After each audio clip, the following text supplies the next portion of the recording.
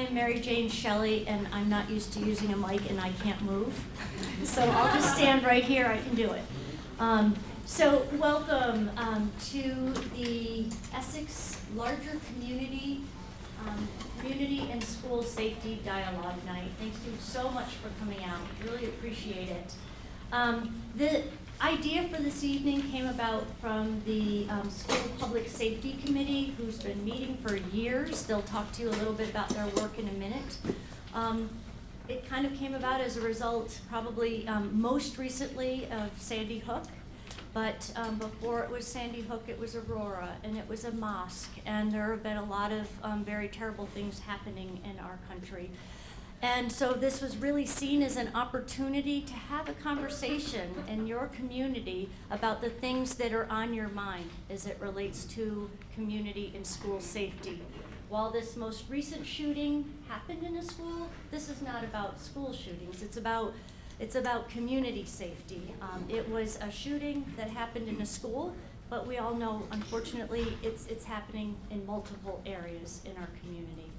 So thank you so much, the people who are just raising your hand as people come in when you have openings. Thank you. You know, you're going to be fought over as you walk in. It's okay.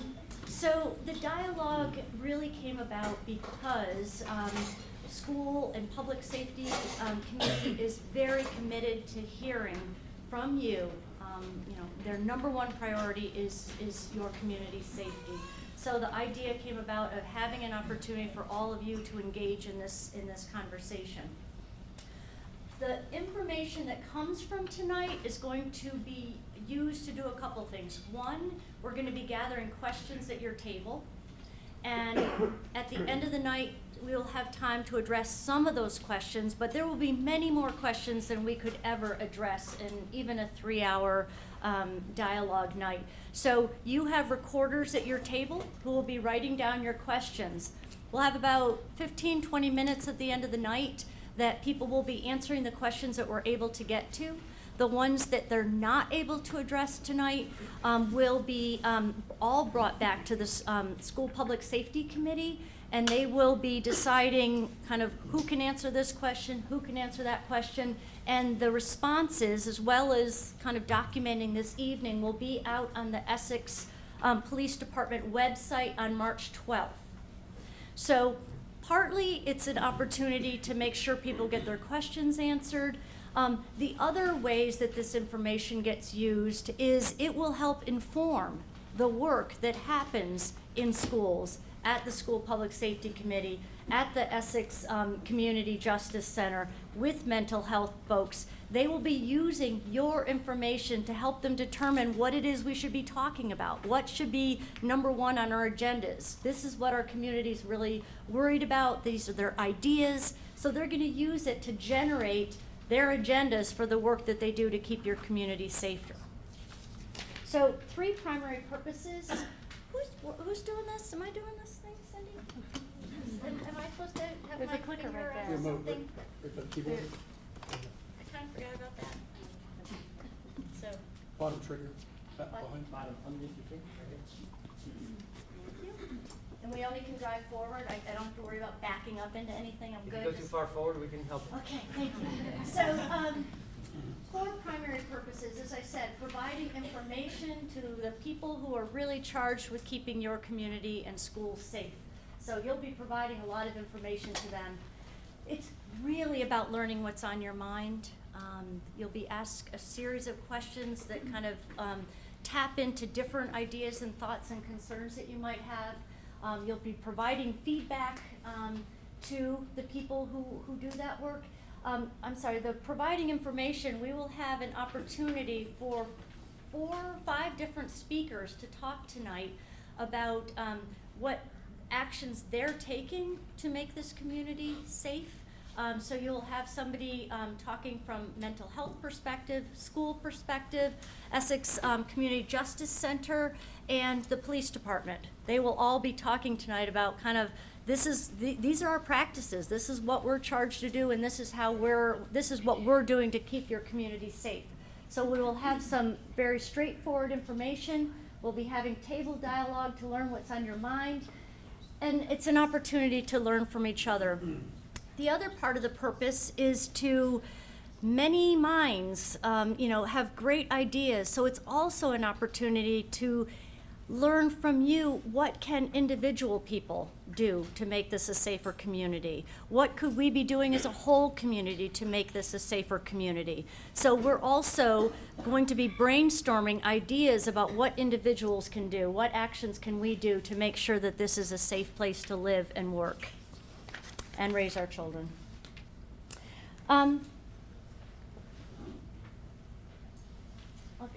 Focus for the conversations. The conversations that are happening are really very focused on things that you can do something about. It's about local control. What is it that my schools, my police department, I as a community member, the mental health people who work with our community, what can we do something about?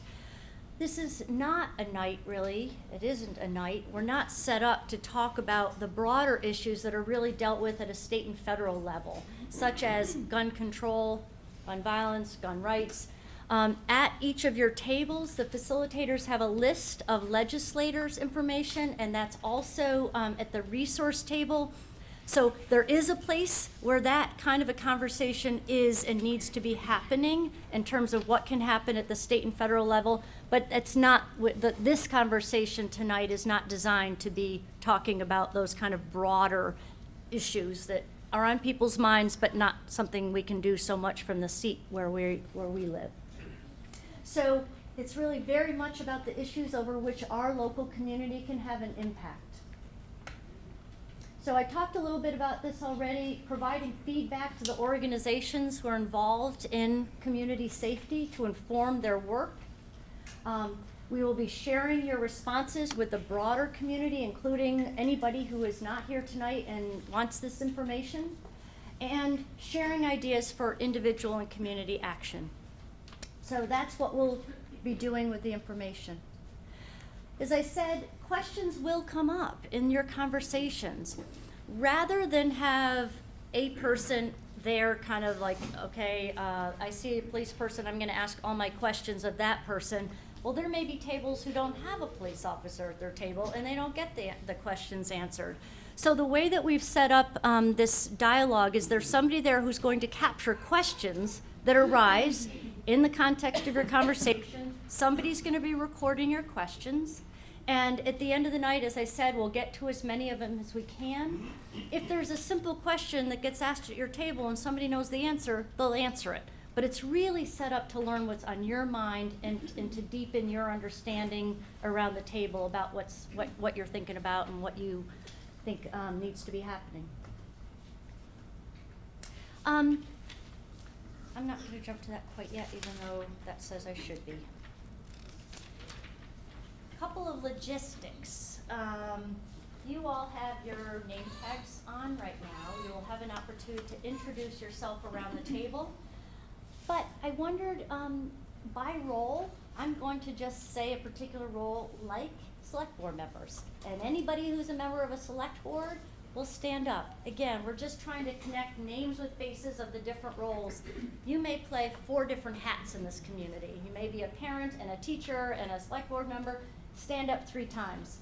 So again, just trying to let people know kind of who is in this room right now. So I'm going to just go in order, a quick stand up and a quick sit down. So anybody here from fire department? Okay. How about rescue? Select board members. Trustees. School board members.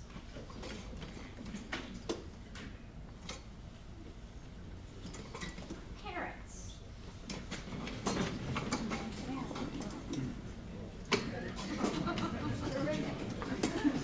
Any legislators in the house? Smart people. Oh, you did? Sorry. Sorry about that. Spoke too soon. Teachers. Teachers? Yeah? Great. School administrators. Great. People from the Essex Community Justice Center. Mental health professionals. Any students? Yay! And members of the school public safety committee, if you could stand up. Great, thank you.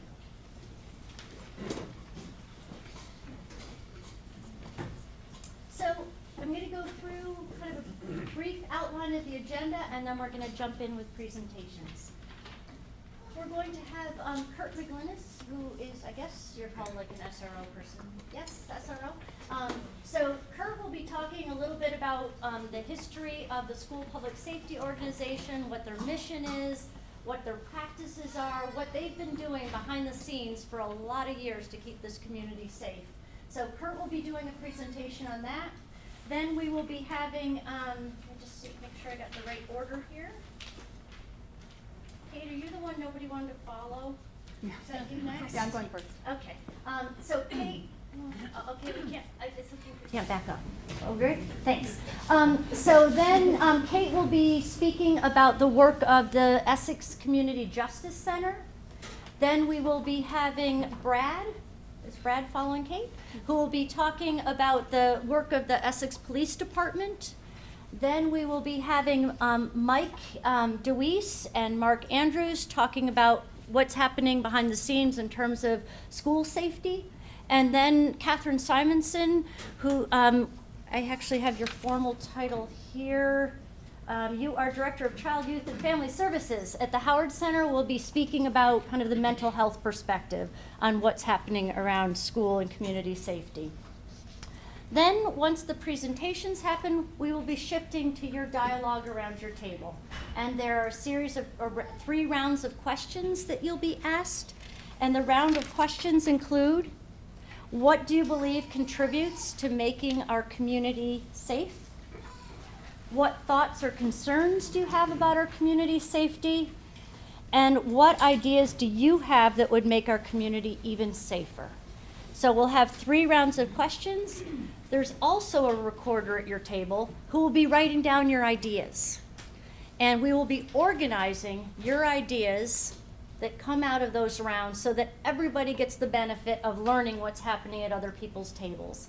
And towards the end of the night, we'll actually be walking around and we'll be looking at people's ideas and making sense of them and prioritizing them, letting us know from your perspective, these are the things that matter most to me that I see up there. So following the conversations at our table, again, Kate from Essex Community Justice Center will be talking about resources. We brought a lot of resources for the community that relate to school safety, community safety, the work of the Justice Center. So Kate will be letting you know what's on that table, and then one of our mental health professionals will be letting you know what are the resources there that relate to mental health issues. We're going to have a 15-minute break after that. And people will be there milling about at the tables, ask them questions, take materials. So it's really just 15 minutes for you to take a break and connect with people and connect with the resources. Get some cookies, there might be leftover pizza back there. So just a formal break we'll have about 8 o'clock tonight. While you are on break, the recorders at your table and the facilitators and I will be taking all the information from your tables and we will be organizing them on the sticky wall. And we'll jump into that later, but suffice it to say we'll be taking your information and making sense of it as best we can in 15 or 20 minutes. You will be doing some prioritizing. We'll come back to your tables. We'll have some exit cards that we'd like you to please fill out so we learn kind of what did we learn, what did you learn in the night, what else could we be doing to make sure we're being responsive to what you're hoping the community is working on as it relates to safety. Logistical matters. Bathrooms are, fill in the blank, that door. I didn't know this was where the high school was. So, I mean, I didn't know this is where the cafeteria was. I thought this was CTE's cafeteria. It's like, this is sweet. Once, CTE has wow, this is huge. If you haven't yet turned off your cell phone, this is usually when mine goes off to remind me. But if you could please put it on vibrate or off if you can. I understand that there are people here with children and young children, and I understand if you have family obligations, you know when your kids turn into pumpkins and you need to leave. No judgments. You know what you need to do, and we're just thrilled that you're here as long as you can stay. So I'm done. We're going to turn it over to Kurt McGlinnis, who's going to talk about the School Public Safety Committee. Thank you, Kurt. I hope you do better not walking around than me. I'm trying. Yes, you do. Yes, I do. Do you need a lesson? No, I think I got Okay. This might be a little bit easier for you up here. it. Okay. Hi, my name's Kurt McGlinnis. I'm with the Essex Police Department. I'm a school resource officer. I've been with the department for over 29 years. I'm going to give you some information today about the Essex School Public Safety Committee. It started in 1996 with then Captain Leo Nato, who became our chief and retired 2 years ago. It is now headed up by Chief Brad LaRose. The school districts that are in the School Public Safety Committee are Chittenden Central Supervisory Union and the Essex Town School District. We have monthly meetings during the school year, most of the school year. The committee is made up of emergency responders, school personnel, health professionals, facilities, transportation providers, Community Justice Center, IBM Emergency Services, and Essex CHIPS. The purpose is to enhance school safety, and I got to do this. Okay. Purpose is to enhance school safety by planning and conducting periodic tabletop and functional emergency exercises involving all facets of the community. So we do that having drills in the schools, having tabletops at these meetings, exercises. We review and practice established prevention and response procedures. In addition to all of that, since 1996, we have had discussions surrounding issues that impact school safety. We review and have discussions regarding incidents and school incidents worldwide and in this country elsewhere. We address the National Incident Management System to help us better manage a critical incident. We have discussions regarding counseling and post-incident stress management. We discuss tactical police response to major incidents, and we address emergency response to threats and incidents in schools. Topics that we have covered since 1996 and have continued to do so since that time are active shooter topics, assault, fighting, bullying, bomb threats, classroom crisis commands, which are the commands they use for clear the halls or secure the building. We talk about explosions in a school, fire, hazardous material spills outside of a school. How do we handle that? How does a school handle that? We talk about an intruder being in the school, motor vehicle and bus crashes, how a police officer will have to handle not only the accident but the injured. And you have a lot of children on the school bus, so how do we deal with that? Multiple casualty incidents and natural casualty incidents. How do we handle a power outage? How to relocate children from one school to another location. Like, are they going to go to the fairgrounds? Or are they going to go to another school close by? So we may have to relocate children out of a school. How do we do that? We've discussed that in these meetings. Talk about student threats and weapons incidents, which are on everybody's minds. We also came out of this as a Vermont School Crisis Guide, which is on the table in the Resource Center table back there. The School Crisis Guide gives us instruction on how to keep our schools safe and how to utilize the different parts of the booklet to help manage the incidents. So this pamphlet is with the Essex School Public Safety Committee. It's also on the table in the back, so you can grab one of those if you so like. And thank you very much, and I think, who's next? I'm Kate Reagan, and I'm the director of the Community Justice Center in Essex, and I'm really excited to see so many people here tonight. Speak louder. Can't hear you. Can you hear me now? Nope. Oh, should I turn it on? All right, I'll speak up. Is that good? So I'm the director of Community Justice Center in Essex, and I'm really excited to see so many people here tonight. We are located behind Rockies in Essex Junction, as it's kind of the way we describe where we are. And we've been working and doing restorative justice since 2003 in the community. We serve not only Essex, but Westford, Underhill, and Jericho as well. And we use restorative justice to address crimes that are committed in our community. And they're generally low-level crimes.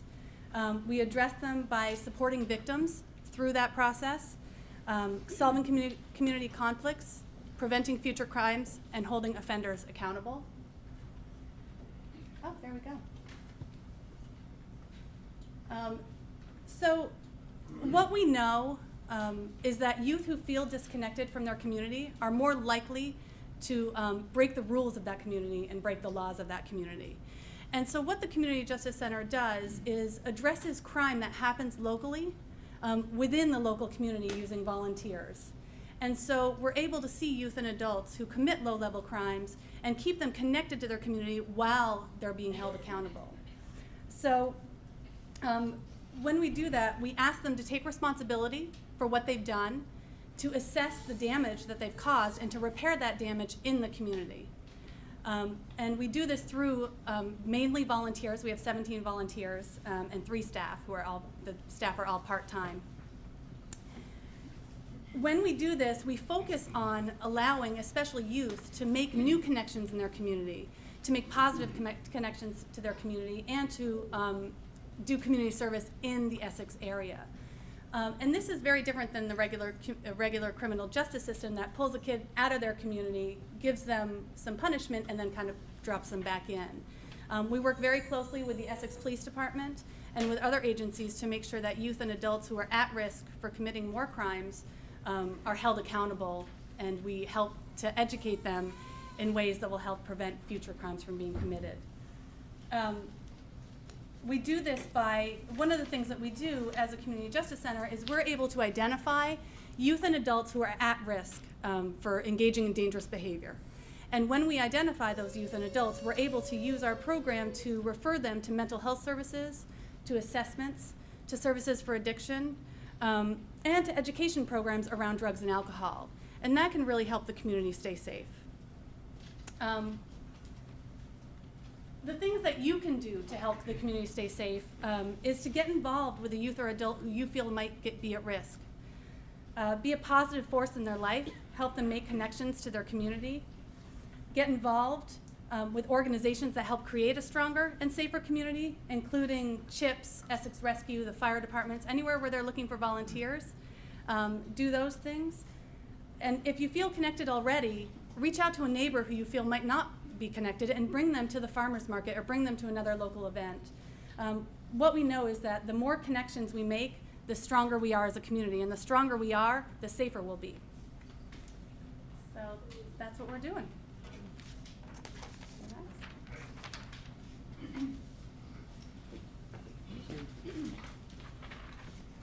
Good evening, I'm Chief Bradley Rose, and the first thing I want to do is thank you so much for being here. It's going to be a very valuable experience for us all. I have just a couple bits of information for you, and we will move on because Corporal McGlinnis and Kate did such a great job up here. I think I can fast forward and keep us right on schedule. Up here, first slide, contact information for you for the police department. We do have the non-emergency line up there, the 8331 number. Feel free, if you have an emergency, to call that number. That is a recorded line. That is for emergency purposes as well. Of course, 911 will always get you there. The police department does serve the village and the town. One police department for both communities, which we like to feel is one larger community. And we are a comprehensive police department. We deliver a multitude of services. We respond to crimes of all types. We work with all types of law enforcement agencies, the state level, federal level. We investigate and prosecute all types of crimes. The crimes that Kate was referring to just a bit earlier are the lower level crimes. Much of the response from the police department will result in criminal prosecution at the state or federal level. I'd like to draw your attention to the right side of the screen just for a moment. These 4 terms, if you can keep these 4 terms in mind as you go through answering the questions or forming thoughts in your mind, this may be helpful, certainly helpful to us. The 4 phases of emergency and crisis management or response, the prevention, the preparedness, the response and the recovery. Any question that you can plug into one of these 4 areas and give that back to us, that would be most helpful. And tonight is all about the partnership. We thrive on partnerships. No one of us or small group of us is as smart as all of us. No one of us or small group of us is as powerful and effective as all of us. So once again, thank you very much for coming. I'll be back later on to answer all the questions that time permits. See you soon. Thank you.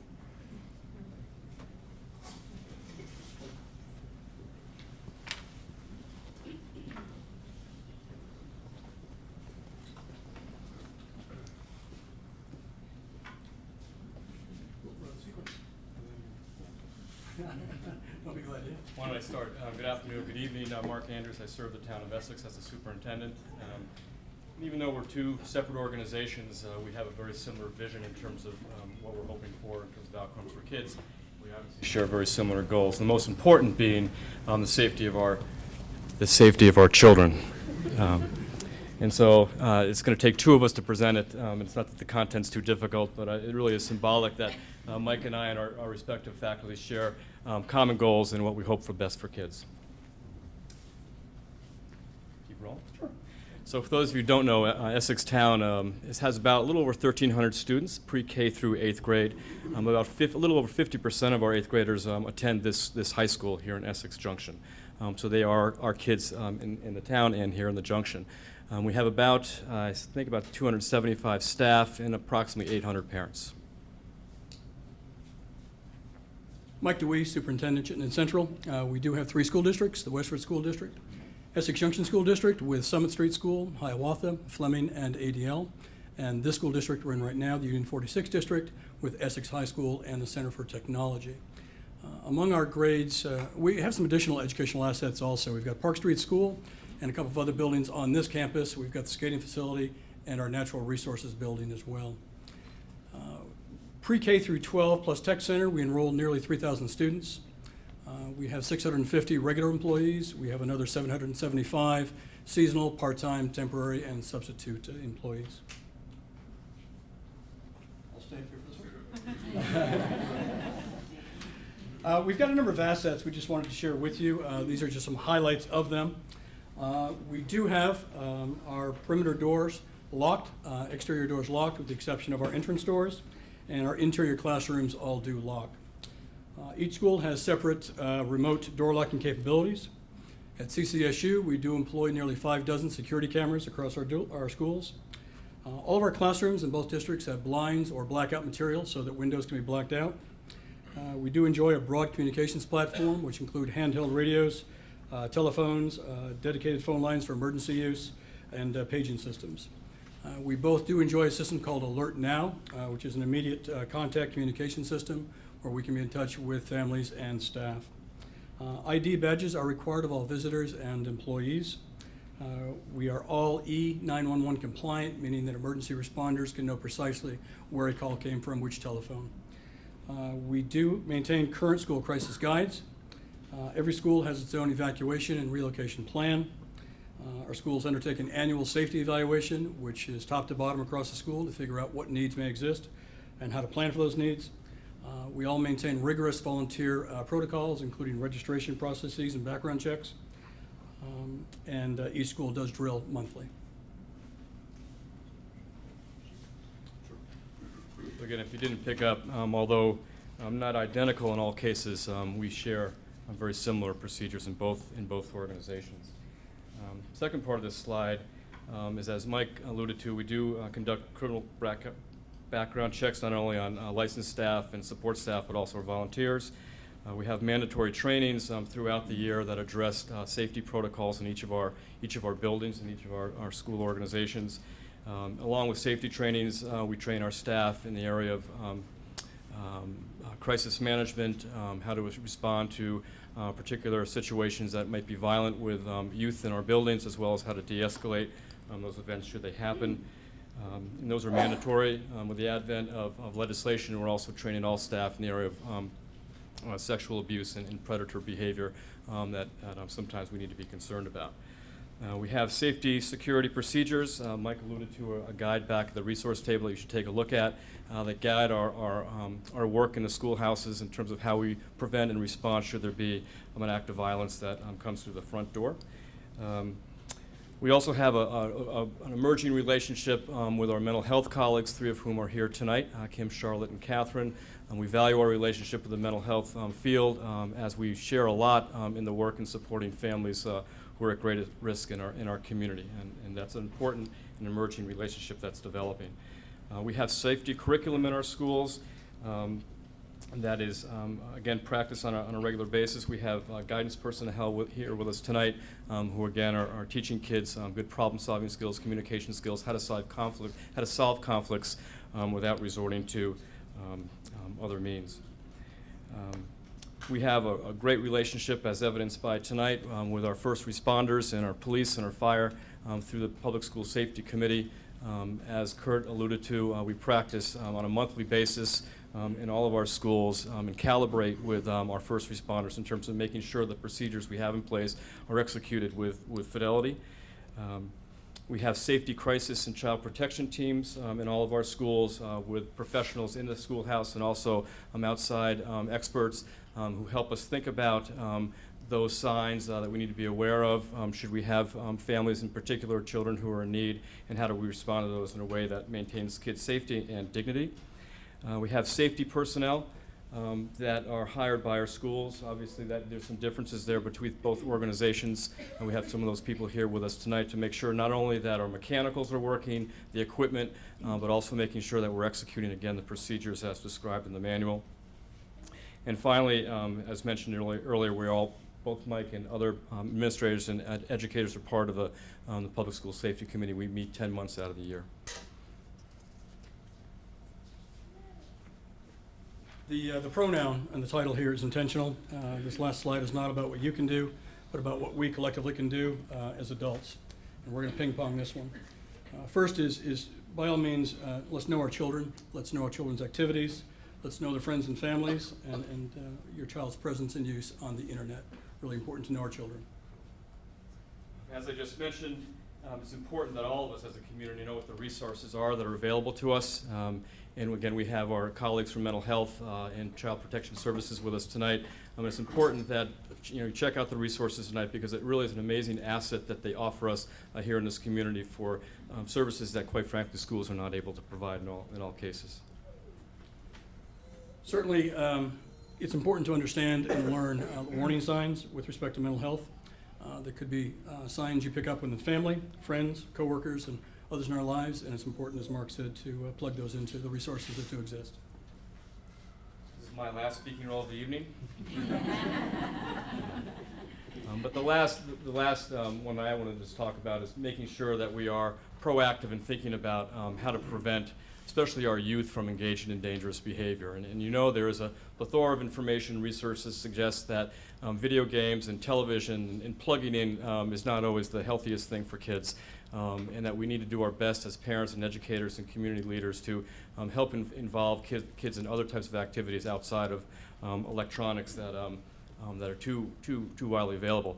The other thing is making sure you know your neighbor and make sure that we know each other and that we're communicating among our friends and neighbors in business, community, and schools and get to know us. Relationships are very, very important. The kids who we see who have troubles are those kids who are more isolated and families are isolated. So it's important to get to know each other tonight, but also to reach out to your friends and neighbors in the community. And finally, just know with confidence that your schools are absolutely anxious to be part of your communication network. Any ideas, concerns, thoughts, suggestions you have, tonight's a good start for that, but it doesn't end tonight, and please keep in touch with us. And Vince, if you could back up the slides to the Catherine's slides, that we'll move on to hers. Somehow we got out of sequence here. There we go. Thanks. And Catherine. Again, he's the Director of Child, Youth, and Family Services at the Howard Center. Hello, everyone. I'm glad we have the opportunity to be here. I want to just take a minute and have a couple people wave from the back because I brought a team with me. Kim Asim is here, oversees all of our clinical work in the schools. And Charlotte McCorkle, who's one of our leaders with our first call crisis team. They're shy. And clicker. Nice and simple. So a little bit about Howard Center. We are a little, I find, I'm always surprised when you work for an organization, you think everybody knows about you, and I have learned that there's a lot of mystery about us as an agency. And I will just say that one of the pieces that I'm so happy about tonight that's looking around community resources is sometimes there's stigma in thinking about reaching out to mental health, and I hope today we can give you a little bit of information and help break through some of that stigma. So Howard Center is actually the largest community-based center, multi-service agency in Vermont, not in the nation, but in Vermont. Our primary area is in Chittenden County, but just to let you know, there's also services we provide that are statewide. Our mission is a broad one because we provide services to really improve the well-being of children, adults, and families and communities. Very fitting for why we're here today. And I can see some smiling from the back. Yes, in fact, I happen to be in that little picture there that comes from our website. I think that one of the pieces that I want to talk about Howard Center also is that there's contact information in our main number in the earlier slide. Howard Center is an agency. We have actually, we're trying to keep this simple, but to say just in Chittenden County, over 57 locations. And probably the big message that I would give you is the nature of our work as a community-based agency. We are doing our work all over the county. So we have staff actually in almost every single Chittenden County school, as well as many community agencies, and quite frankly, you could be having coffee at Speeder and Earl's or in the local grocery store, and our staff are doing work there. So we're very much a community-based organization. And just a little bit about, when I say multi-service, I'm strategically not describing us as solely a mental health agency because sometimes people get confused, and that we certainly provide mental health services, but we provide substance abuse services. We also provide school-based services. We have 4 independent schools. We do a lot of work with young children, so it's a breadth. We also, as an agency, we're talking about public safety, and we're right here in a school, but keep in mind public safety really has to do with our children all the way across the lifespan. So part of our charge is also we do a lot of work with adults too. So that is, and we are, a term you may hear sometime is we're a designated mental health agency. Simply put, that means in Vermont, there are 10 agencies that are designated to provide public mental health. We are that agency for Chittenden County, and that charges again across the lifespan. So a little bit about specifically what do we do that helps promote safety. So we thought we would highlight just a few things that might help you think about how we could be helpful to the community. We provide a number of services that are for very young children through school-based and community-based services. So again, where people need the services, it does not require people having to come in our doors. We have what is traditionally known as clinic-based services, but we have an array of services where we go to people. A great example of that would be our first call team.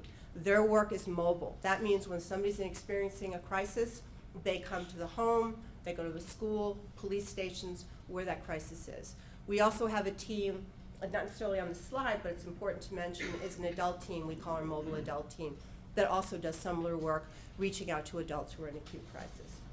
We also have services, again, when you think of public safety, that range from outpatient or counseling work to substance abuse treatment. And then one that people don't always think of as part of our role also is when communities are trying to sort out how can they help not just an individual person, but their system, whether it be their school, their community agency, some other situation they're trying to sort out. So we do a fair amount of training and consultation.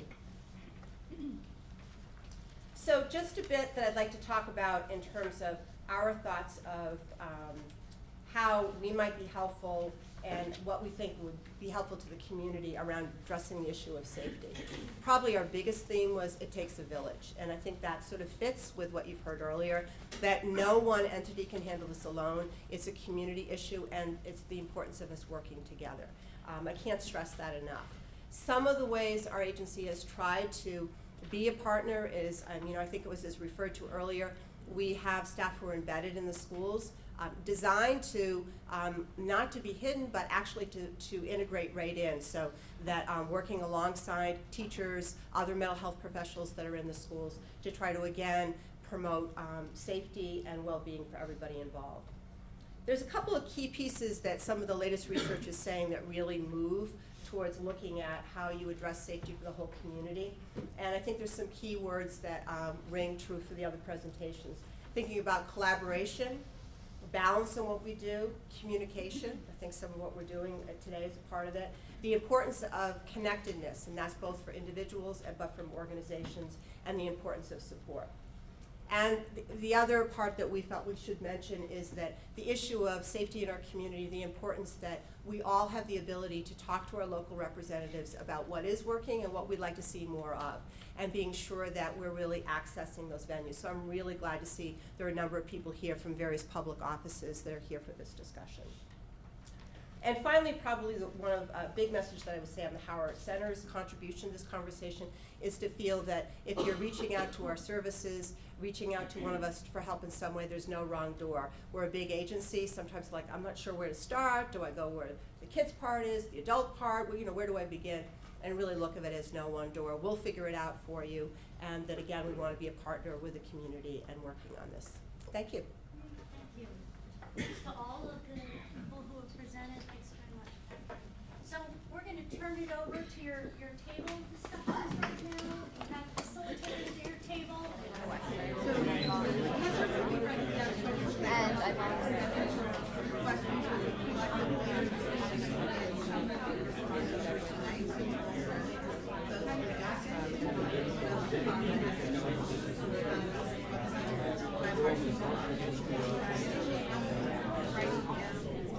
above, behavioral kinds of things.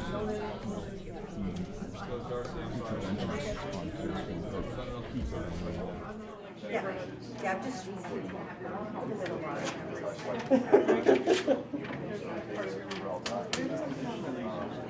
Oh, this is all police? You got relationships? Yeah, that's a little different than. Next thing we're going to be doing is Kate's going to be talking about resources that are at the resource table, and then Charlotte and Kim will be talking about resources that really are specifically to do with mental health. And then when we finish, we'll have a 15-minute break where there's refreshments. There'll be people at the resource table that you can talk to, and I'll let you know right before we break when we'll come on back here. When you come back, what we'll be doing is you will be prioritizing what's on each of those sticky walls that really stands out and matters the most to you personally. So when you come back, after break, we'll be doing some prioritization of the ideas that are up there from all of your conversations. So I'm going to turn it over to Kate. Oh, by the way, I never introduced myself, someone told me. So I'm Mary Jane Shelley, and I am a facilitator who does from kind of small conversations to very huge community conversations and everything in between. And I do a lot of work in schools. So I had the privilege of being asked to organize tonight, but I did it with the help of an incredible number of people. So thank you all for helping me pull this together. Turn it over to Kate. Thank you. So during the break and throughout the night, I just want to encourage everybody to visit the resource table in the back. And there are snacks back there too, which is a draw. But I want to talk to you a little bit about the resources that are up there, just so that you know and kind of look for those. We have brochures of local organizations that rely on community volunteers to help keep our community safe. So if you're looking for something to do to help enhance community safety, there are brochures from the Essex Community Justice Center, from the CHIPS Teen Center, the Essex Fire Department, the Essex Junction Fire Department, and Essex Rescue should be back there. And I'm not sure the Essex Town Fire Department ended up making it tonight, so I'm not sure they're back there, but you can go to the town website, and I'm sure you can link there. There's also a bunch of brochures, flyers, handouts, and guides for various topics and for different organizations. There's information on the School Public Safety Committee. There's contact information for tonight's presenters, contact information for local and state legislators and policymakers. The CCSU Annual School Safety Checklist is back there. There's guides for talking to youth about internet safety. There's information specifically for youth on online safety. There's booklets about identifying healthy and unhealthy relationships. There's a youth yellow pages for Chittenden County, Vermont 211 flyers, and there's several different resources for victims of crime or survivors of crime. Also, late breaking, there's guides regarding substance use and parent involvement from the school student substance abuse prevention person. We also have 2 copies of the Vermont School Crisis Planning Guide. Those are not to take with you. They're back there for your review. And there's also a laptop that has tabs where you can access that online. And you can access that online when you're not here tonight. So you can jot down that address. I think there's also tabs for the different school districts' websites. And on those websites, you can have access to different policies and procedures regarding safety, including weapons policies and things like that if you're more interested in learning about those things. Additionally, there are gun locks back there from the police department. If you're interested in taking a gun lock home and are wondering how to use it, consult a law enforcement officer who's here tonight. I'm sure they'll be able to walk you through that. And that's about all I have to share with you, so I'm going to turn it over to these guys. Good evening. So what we brought tonight was some pamphlets that look a little bit like this. So these are quick facts around multiple mental health disorders that afflict children, and they're very handy for parents and educators. And you'll notice there's also some website information here. One that I'd really like to highlight is the Students First website. It is an excellent website where you can access additional resources for children and families. We also brought some articles tonight, a couple articles that reference what to do in the event of a community tragedy. And while we certainly hope to prevent community tragedies, even how you respond post-tragedy is related to community safety. We can keep our communities safe even after tragedy. And then some tips about how to prevent community tragedy, a co-authored article by some mental health experts in the field. So those are back there, and then Charlotte will talk about some of the first call resources. There are a number of booklets that look like this regarding suicide prevention, an information booklet local to Chittenden County. And then, like Kate said, there are youth yellow pages from First Call that are geared towards teens in the county. And then First Call magnets, stickers, and cards, which should be passed out to kids and certainly to parents as well. Kids and teenagers call First Call themselves all the time. So please help yourself and spread them out. We are going to jump in now with about 15 minutes of questions. So the recorders wrote down your questions. They divided them by who it made the most sense to have respond to those questions. Again, we're getting to what we can in the amount of time we have, but the questions that we don't get to, something will happen with all of them. They will either be directly answered on the EPD website, or you will know that this wasn't something that could be answered. Great question, but we couldn't answer it because we need to have conversations among the people who need to make this decision or need to be involved in it, but you'll know what happened with your questions. We also have some things on the parking lot. So again, parking lot issues, which were things that were kind of off topic but on people's minds, that will also go onto the website to let you know how is this being addressed. Where is it being addressed? So I'm going to turn it over. I guess you guys are in order. So we're going to answer as many questions as we have from different people up until probably about 11 of. And then we're going to, people you can see are busily counting. We're going to report out kind of the top 5 categories of where most of your energy was and what really stood out for you in the conversation. So we will give you a report out on the top 5 from each sticky wall. Without further ado, we'll head into the school. Sorry, Jane, we'll take one and just pass it on, and we'll come back and take our second one after everyone's had one chance. Sure. You like us up front? Yes. We've got a goodly number here to work with, and we thank you for the questions.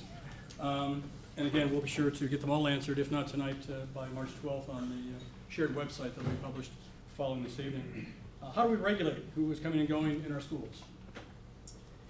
First, I'd like to acknowledge that Mike and I both have colleagues here tonight who work at the building level and district level, and we'd love to have them up here, but we know we don't have time because I think some of the specific answers might be better addressed by building leadership.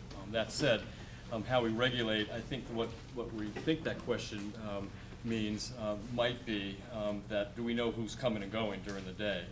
And in fact, we do. At least in Essex Town, the requirement is that all visitors check in at the front office, receive a badge, an ID badge, stating that they're a volunteer.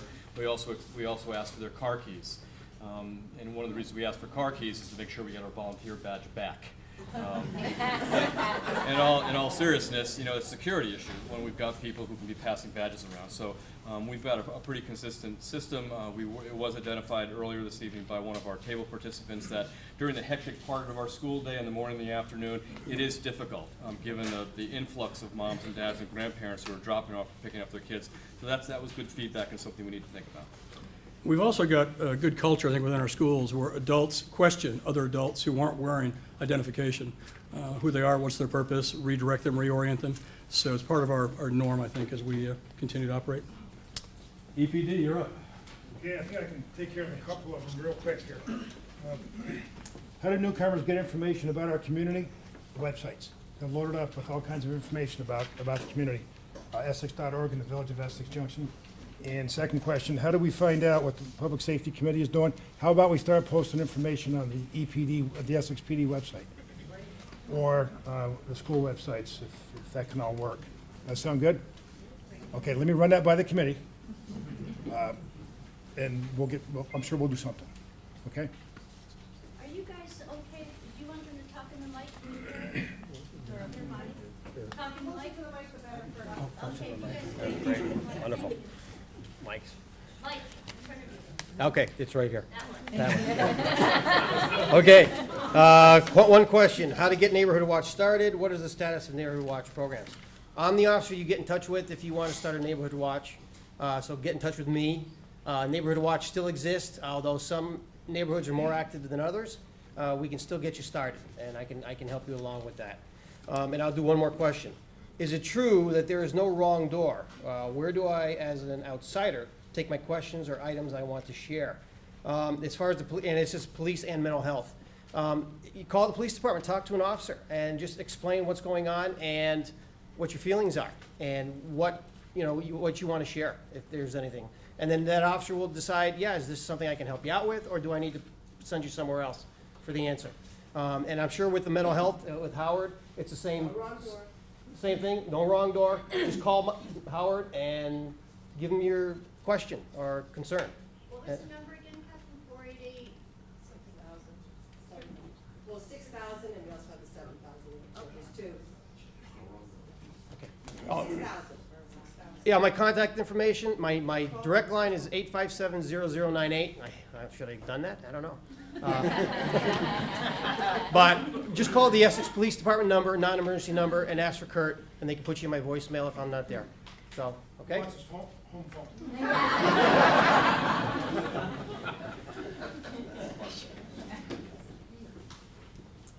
No wrong door, 488-6000, or you can always call First Call, and they will direct you to the resource that you need, which is a good segue to the question, which is upside down. How can we identify people in crisis to help them? So I had referenced when I came up and talked about our resources, the Students First project was a grant that was awarded to this county for 6 years, and the overarching goal of that was integrating mental health and education.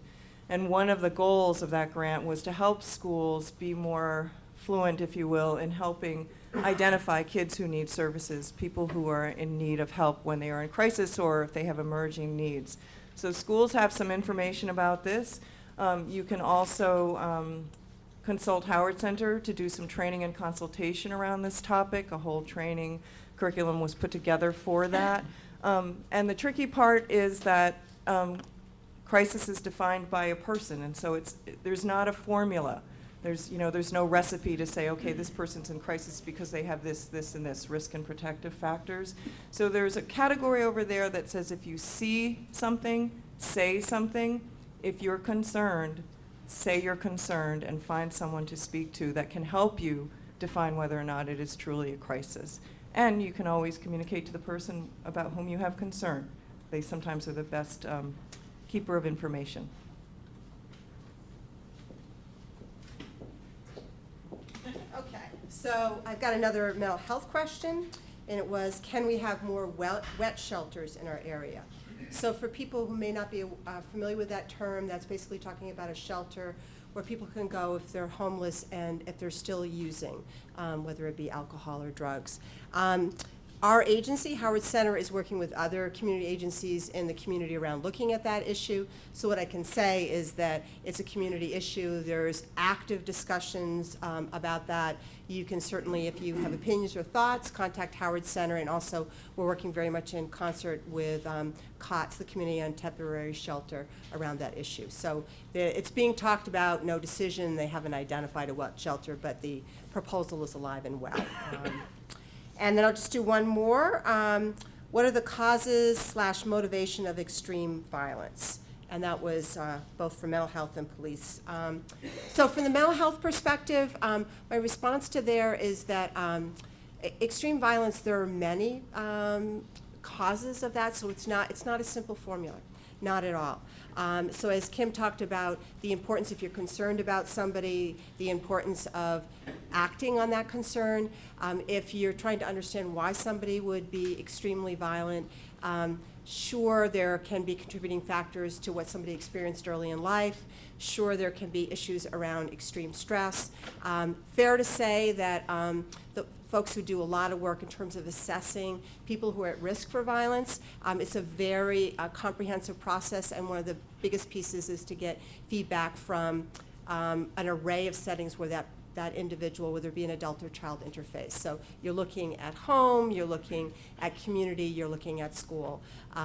The other piece is the importance of looking at issues over time. But what's very important is that there's not one formula, and actually people will say you can assess somebody's risk, you can't assess definitely whether they'll be violent or not. And all of us in our heart of hearts would love to be able to say for sure whether somebody is safe or not safe. That's human nature, but it's important to know that, that it's not easily done, and so that's a myth that's important to dispel. Okay.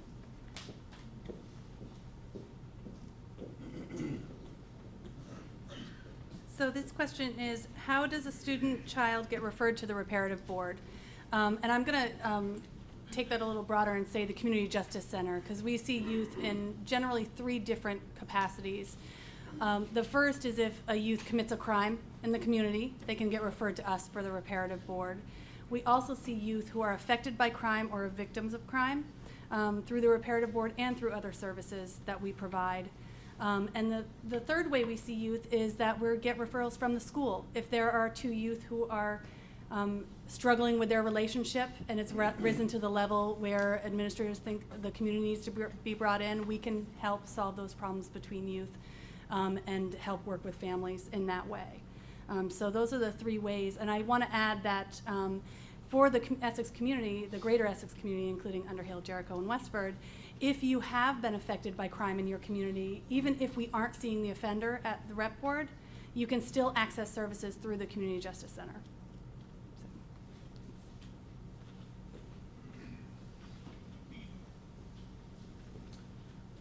Mark, we've got 2 related here. One is exactly what drills are practiced in the schools, how do families get the information, and what words are said at the elementary schools in a safety drill related to the crisis commands. Which one should I take, Mike? Sort of the same answer, aren't they? What we've agreed to as a leadership team in Essex Town, first of all, is to conduct 9 formal drills a year. 3 drills that secure the building, 3 drills that are called clear the halls, and 3 drills that are just basic evacuation, AKA the fire drill, alarm gets pulled. The commands are pretty simple. It is clear the halls, secure the building, and the fire drill, the alarm is pulled. And what we're pleased to tell you tonight is that the kids and staff are extremely well trained and accomplished in their ability to respond to those commands. Parents are notified starting this year when we're conducting drills. We think it's important that after the drill is conducted, even if it's a mock drill, that we let family members know, because kids sometimes go home and talk about that and they don't have proper context. So our principals are communicating when those drills do occur. What he said. Good job.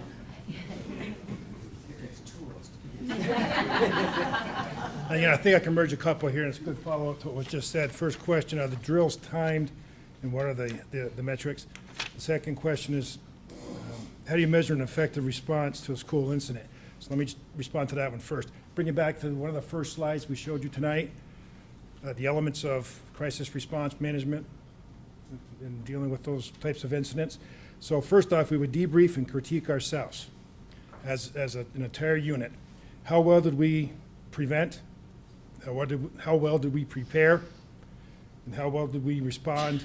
And how well did we recover? That's how we do it. That's how we do it with the drills or an incident at hand. Just real quick plug for the schools working with us. We've done a multitude of drills over the past several weeks, and several more are planned. And there's great effort, great cooperation taking place there, and we're in a better place now than we were in December. Okay? I just have one. How can our violence prevention plan go regional? It kind of has. The Vermont School Crisis Guide that is in place now, a lot of that guide came from the 1996 start of our Public Safety Committee. And a lot of what we did over the last 16, 17 years is part of that Vermont Crisis Guide. So it is successful. It has gone statewide, not just regional. So.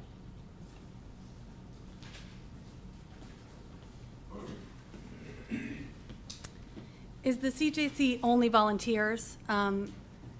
Most of the services provided by the CJC are volunteer-based. We have 17 volunteers. We have 3 staff, all of which are part-time and on a contract basis. So most of the heavy lifting is done by volunteers at our center.